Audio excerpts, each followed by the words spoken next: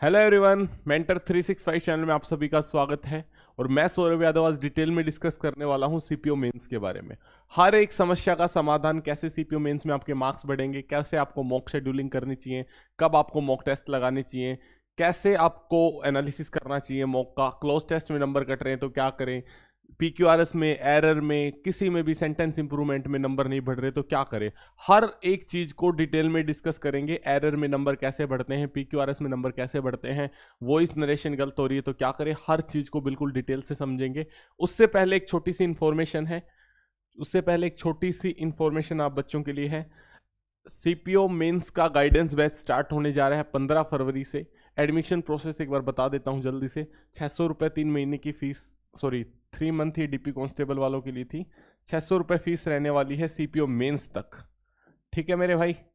और admission WhatsApp पर होंगे।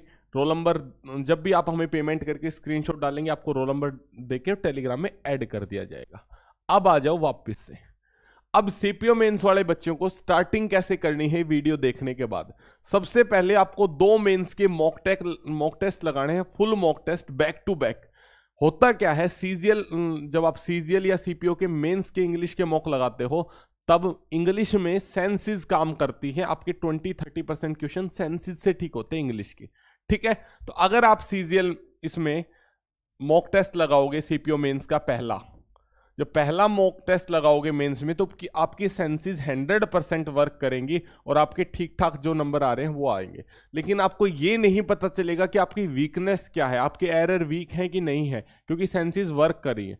लेकिन जब पहला मॉक लगाने के बाद सिर्फ 10-15 मिनट के रेस्ट के बाद अगर आप दूसरा मॉक लगाते हो back to back CPO mains का, तो इस मॉक में आपके 10 से 15 नंबर कम हो जाएंगे, 15 से 20 मार्क्स आपके कम हो जाएंगे, क्योंकि आपकी सेंसेस अब आपको हेल्प नहीं कर रही। और अब आपको प्रॉपर पता चलेगा कि आपको रॉ नॉलेज कितनी है और आपकी सेंसेस के हिसाब से ठीक कितने हो रहे थे।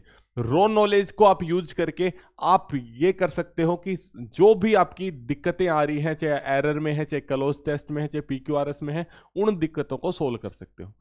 मॉक टेस्ट पहला लगाया, 10-15 मिनट के बाद दूसरा लगाया, और दोनों का एनालिसिस में बता देता हूं कैसे करना है। आपने लिखा PQRS, एरर, ऐसे करके आपने जो भी सारे टॉपिक आ रहे हैं, one word substitution, cloze test, और सबके सामने नंबरिंग डाली, 1 2 3 4 5 6 7, ऐसे करके आपने नंबरिंग डाल ली। और जैसे मान लो पहला क्वेश्चन ठीक है पीक्यूआरएस का, दूसरा गलत है, तीसरा सही है, चौथा सही है, पांचवा सही है, छठा गलत है, सातवां सही है। तो आपने ऐसे करके टोटल लिखना है कि पीक्यूआरएस कितने सही हुए, कितने गलत हुए। प्रॉपर 1 घंटा एनालिसिस में लगेगा, दूसरे मौके में भी 1 घंटा, लगभग 6 से 7 घंटे आपको इस प्रोसेस में लगेंगे। लेकिन आपको बिल्कुल अंदाजा हो जाएगा पिन पॉइंट कि आप सीपीओ में मेंस में कहां पे स्टैंड कर रहे हैं। बिल्कुल 100% आपको अंदाजा हो जाएगा इस बात का, ठीक है मेरे भाई। तो सीपीओ मेंस के आपको 2 मॉक लगाने हैं, उसके बाद ऐसे एनालिसिस करना है, फिर आपको पता चल जाएगा वीकनेस क्या है। अब बात कर लेते हैं टॉपिक वाइज। अगर आपका ये टाइम टेबल है, एक बार थोड़ा सा टाइम टेबल भी डिस्कस कर लेते हैं। डेली बेसिस पे आपको वोकैब करनी चाहिए 40 मिनट से 1 घंटा। आधा घंटा डेली बेसिस पे आपको प्रीपोजिशन को देना चाहिए। डेली बेसिस पे आधा घंटा आपको मेंस वाले जो बच्चे तैयारी कर रहे हैं उनका टाइम टेबल क्या होना चाहिए वो मैं डिस्कस कर रहा हूं। डेली बेसिस पे आपको फ्रेजल वर्ब करनी चाहिए मेरे भाई। डेली बेसिस पे आपको 1 से 1.5 घंटे ग्रामर रूल्स को पढ़ना चाहिए। 2 से 3 घंटे आप किरण या पिनेकल प्रीवियस ईयर क्वेश्चन आपको लगाने हैं टॉपिक वाइज, कि एरर लगाए 15-20 minute, 15-20 minute sentence improvement, 15-20 minute cloze test, ऐसे करके आपको प्रॉपर शेड्यूलिंग करनी है, ठीक है। मॉक टेस्ट आपको वीक में 2 मॉक लगाने हैं और प्रॉपर तरीके से उनको रट डालना है, ये बात समझो। और जब आपकी लास्ट 15 दिन बच जाएंगे सीपीओ मेंस के, तो डेली आपको मॉक देना है, ठीक है। ये चीज आपको समझ में आई। तो जब आपको क्या करना है, डेली मॉक टेस्ट देना है। क्लोज टेस्ट, अब आपका सबसे पहला डाउट आता है कि सर क्लोज टेस्ट वीक है तो क्या करें। क्लोज टेस्ट उन बच्चों का वीक होता है जो प्रॉपर न्यूज़पेपर नहीं पढ़ते, प्रीपोजिशन जिनको याद नहीं है, और फ्रेजल वर्ब याद नहीं है। तो क्लोज टेस्ट को अगर आपको सुधारना है तो 3 चीजों पे काम करना पड़ेगा। न्यूज़पेपर रीडिंग,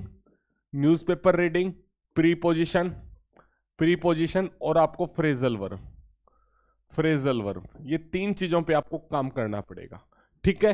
कंप्रीहेंशन में आप बहुत सारे बच्चे, आप ये समझिए 99.9% बच्चे ऐसे होते हैं जिनको कंप्रीहेंशन में दिक्कत नहीं आती, लेकिन 0.1% अगर आपको कंप्रीहेंशन में दिक्कत आ रही है तो ओनली सॉल्यूशन इज न्यूज़पेपर।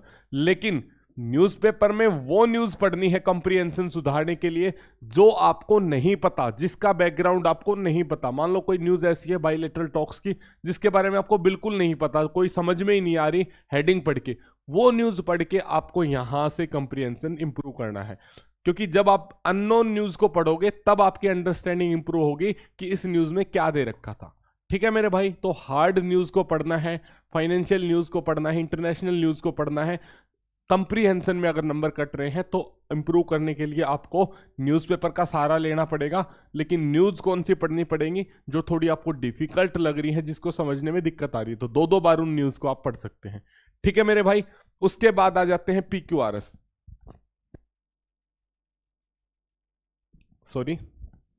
उसके बाद आ जाते हैं PQRS के ऊपर।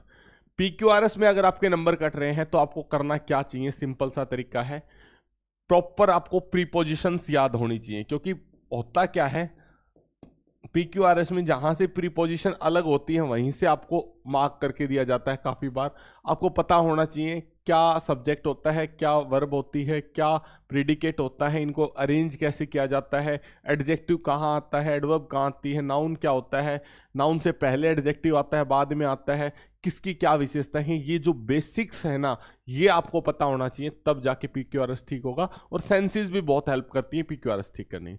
इसमें अगर आपको बहुत ज्यादा दिक्कत आ रही है, मैं कह रहा हूं 6-7 नंबर अगर PQRS में कट रहे हैं तो रिस्क ना ले।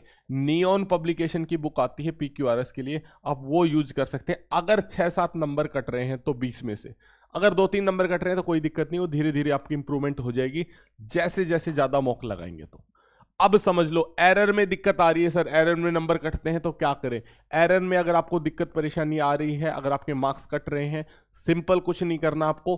प्रीवियस ईयर पिनेकल की किरण की बुक में हमेशा बताता हूं, उसके अंदर क्या है, हजार एरर एक साथ दिए हुए हैं, 1000 एरर एक साथ हैं। कभी भी सैटरडे संडे बैठे 500 एरर लगा दे, फिर सैटरडे संडे बैठे 500 एरर लगा दे, 6-7 घंटे एरर ही लगाएं।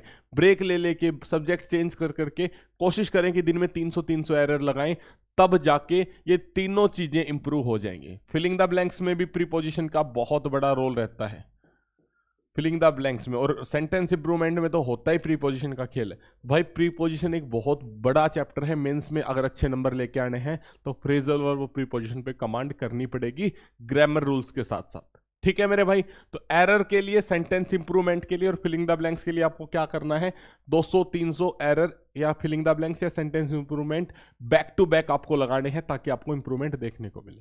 ठीक है, और ये प्रॉपर रूल्स पे चलते हैं तो इनके रूल्स को रट डालिए, इनमें कोई गलती होती है तो उसको प्रॉपर तरीके से समझिए, तब आपको हेल्प मिलेगी।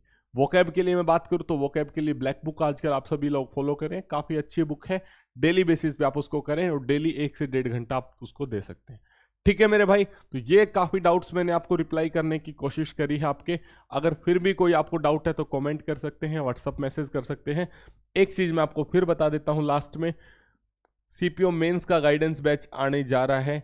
CPO मेंस के लिए आप जुड़ सकते हैं। कुछ बातें मैं मेरे बारे में बता देता हूं। CPO 2020 में AIR 79 थी, CPO DPSI selected 2018, TGT math 18+ competitive exams मैंने पिछले 2 साल में निकाले हैं।